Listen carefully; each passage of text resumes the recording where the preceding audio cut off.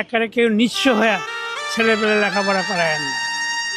আমার অনুরোধ, একেবারে নিঃস্ব হয়ে 1 নম্বর লেখাপড়া করায়েন না। 2 নম্বর হইল যে একটা স্বপ্ন দেখে না যে ছেলে বড় হইলে ভালো বড় বড় স্কুলে লেখাপড়া করাইলে ছেলে বাপ মায়ের ডাকবে, এইটা কইরেন না। এটা তার জ্যান্ত প্রমাণ আমি। ছেলে একটাই, ওর কষ্ট লাগে না। কষ্ট লাগে। কোথায় পড়াশোনা করেছে?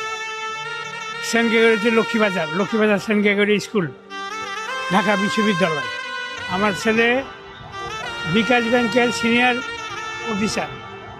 এখনও বিয়া শাদি করে নাই, তো আমি এখন বিয়া শাদি করবো। বিয়া শাদি করে নিই, তারপর পরে দেখা যাবে। মানে জিজ্ঞেস করে না। আমার খারাপ লাগে, মানে আমি রাস্তাতে কাঁদছি, বিভিন্ন জায়গায় গেছি। আমি যদি লেখাপড়া না করাইতাম তাহলে আজকে আমার এই পজিশন হতো না। বলে যে তুমি লেখাপড়া করাইছো কেন? তুমি অতিরিক্ত বিলাসিতার কারণে তুমি লেখাপড়া করাইছো। আমাকে একটা 4 তলা বাড়ি করে দিতা, তুমি বাড়ি গাড়ি করে দিতা।